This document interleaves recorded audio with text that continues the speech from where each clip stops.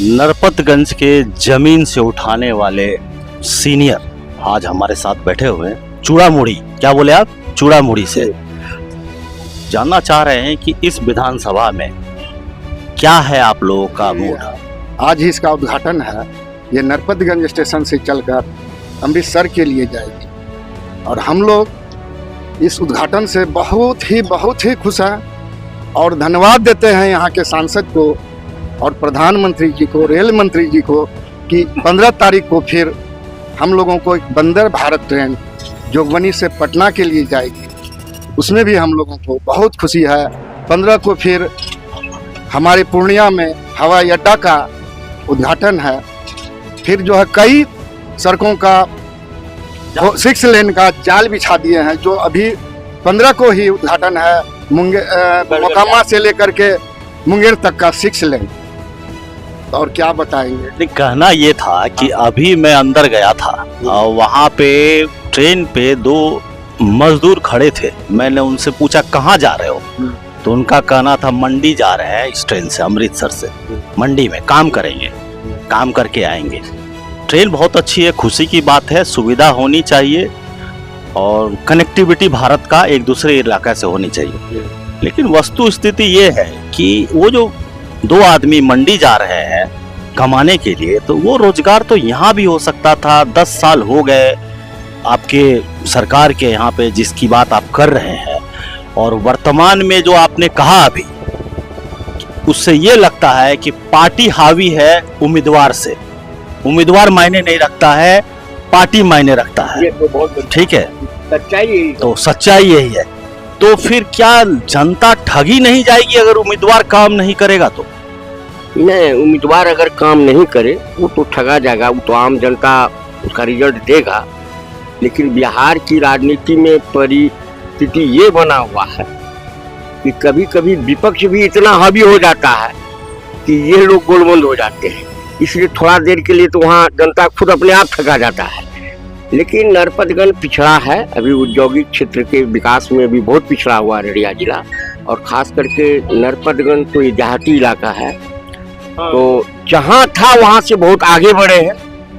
और खास करके मोदी सरकार में ये जो आप 4 लेन देख रहे हैं, ओवर ब्रिज देख रहे हैं, बड़ी लाइन देख रहे हैं, ये सब इन्हीं सरकार की देन है। 24 घंटा बिजली उपलब्ध है, ये सब इसका देन है। का जो है स्थिति जो हमारे यहाँ 5 साल 10 साल पूर्व में था, उसमें बहुत कमी आई है। अब देखिए रोजगार तो यहाँ तो रोड है, बिजली है, सड़क है, लोग रोजगार में खुद अपने आप को जोड़ रहे हैं। मेरा मानना ये था, हमारा मानना ये था कि 10 साल हो गए आपके शासन करते हुए, 3rd टर्म में आपने एंट्री मारा है। ये जो क्षेत्र है ये मकई का उत्पादन का क्षेत्र है। जब मकई का उत्पादन का क्षेत्र है तो आप लोग नरपतगंज में भी ट्रक पंजाब का लगता होगा मकई उठाने के लिए।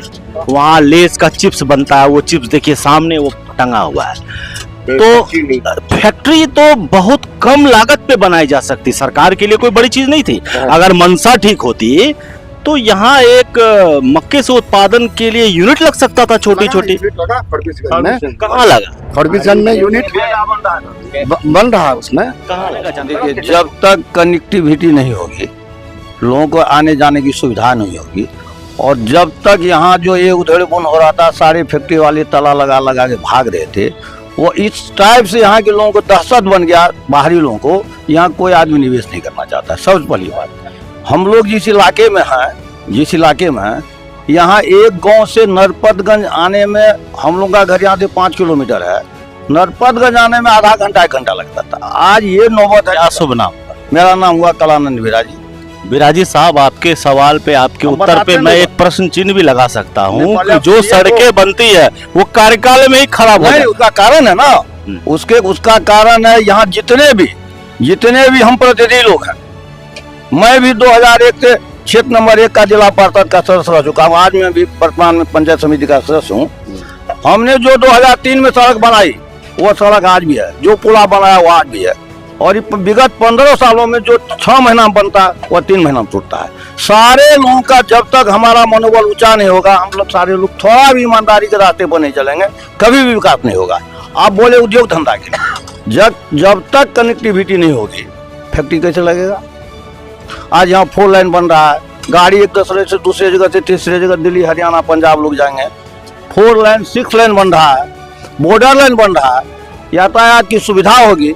बड़े बड़े जो पूंजीपति वहाँ जो है लगाएंगे अपना। आज बदनाम के रोड होके आप जाइएगा, कहीं कुछ नहीं था। अब रास्ते में ढेर का ढेर देखते, तेल गैस का खुल रहा है, क्या क्या खुल रहा है आप देखते होइएगा। तो जब तक लोग निर्भीक नहीं होंगे, कोई क्यों पैसा लगाएगा। यहाँ ये हाल था जहाँ आप अभी बैठे हुए हैं, यहाँ 12 बजे दिन में जाते ही सो करके तो आपका माइक छीन लेता।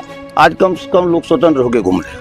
और सुनते चलिए आप, सुनते चलिए 2000 यहाँ 1977 ईस्वी में ये जो बोले बीजेपी के बारे में, यहाँ 1977 में जिस समय में जनसंघ, उस समय तो 77 में उसके बाद जनसंघ पार्टी था, उस समय यहाँ से 2 ही विधायक बिहार में थे बीजेपी के।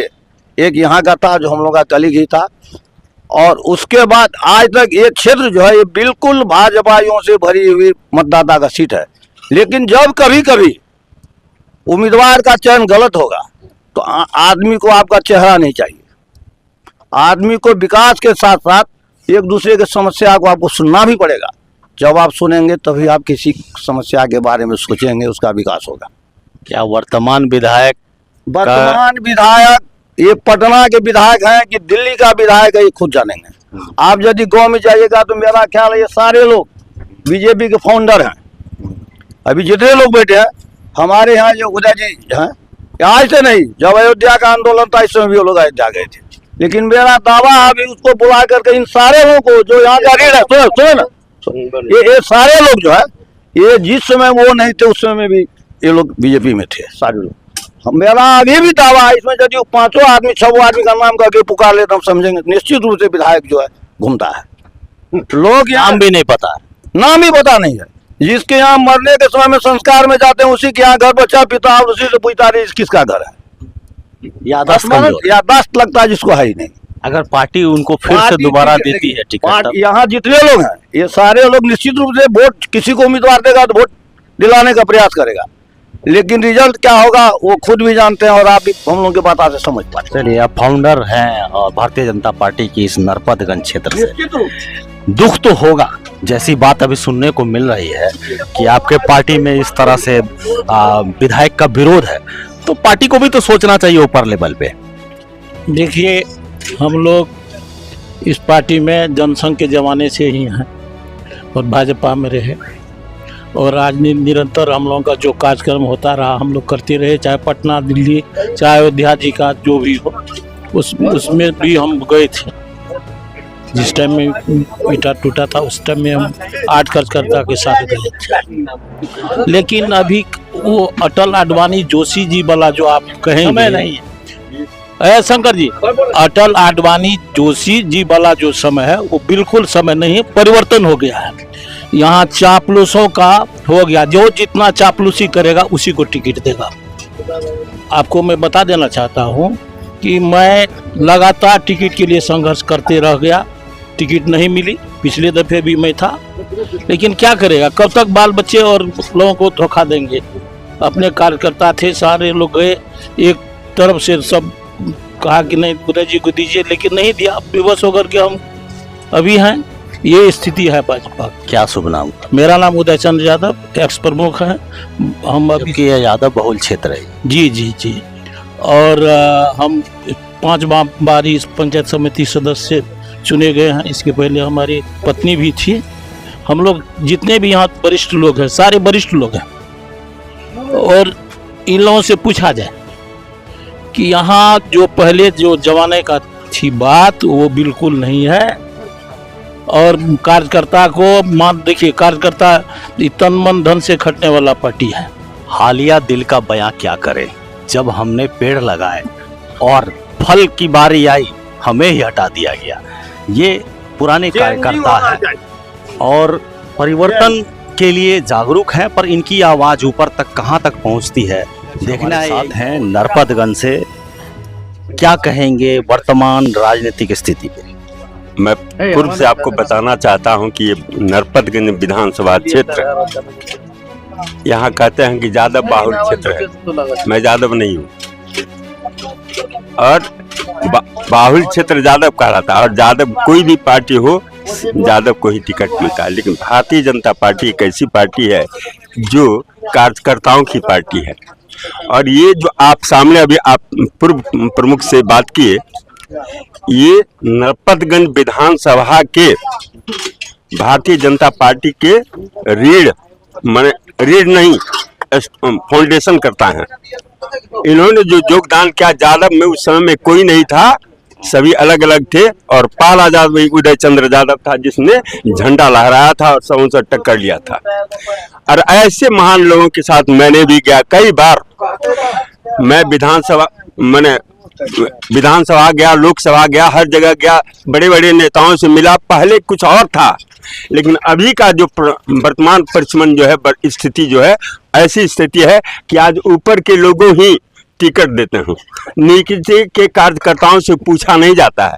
हम लोग तो विवश हैं, लाचार हैं, और विवश होकर गए कुत्ते को भी अगर टिकट मिलेगा तो वोट तो मैं उसी को दूंगा।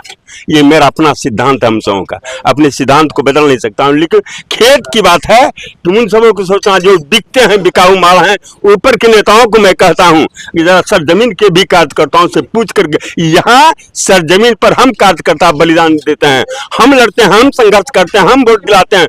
तुम नहीं, तुम्हारे नाम पर नहीं। अगर किसी का अगर योगदान है तो हमारे मोदी जी का दान। पहले वाजपेयी जी इस समय में हमारे जब भी बीजेपी की सरकार यहाँ बनी है, वो यहाँ डेवलपमेंट हुआ है पूरी देश का। और आप सबों के सामने अंत्योदय को देख लीजिए कि किसने लाया। और इसके पहले भी था कि 2 टका 3 टका पर मिलता था गेहूं और चावल, आज हमारे यहाँ फ्री मिलता है। और ऐसे स्थिति में भी कुछ ऐसे हमारे समाज के लोग हैं जो उनका विरोध करते हैं। आज देखिए कि पेंशन का ही बात लीजिए, 400 से 1100 कर दिया गया। कितनी खुशी। आज छात्रों को भी देख लीजिए कि क्या हो रहा है। आज विद्यालय भवन को देख लीजिए कि क्या प्रगति है। हर एक व्यवहार, रोड, सड़क, अभी कन्वेट का बात कर रहे थे कि कन्वेटिंग जब तक कैसे होगा, व्यापार तब होगा जब एक दूसरे से जुड़ने का रास्ता होगा। और ऐसा हो गया। आज घर घर, हर एक गांव में, हर एक गली में रोड है, सड़क है, बिजली है, सब कुछ है। इसके पहले कुछ नहीं था। पूर्व में आप देखिए, आप भी जानते हैं। मैं ये कहना चाहता हूँ कि ऊपर वालों को कहता है जरा सोच समझो, और यहाँ जो है टिकट तो तुम किसी को दो, लेकिन कार्यकर्ताओं से पूछ के दो। जय हिंद, जय भारत। श्यामा प्रसाद मुखर्जी और दीनदयाल उपाध्याय को आज नमन भी है कि ऐसे कार्यकर्ता बनाए गए जो आज भी किसी काटो तो भी भारतीय जनता पार्टी को। धन्यवाद।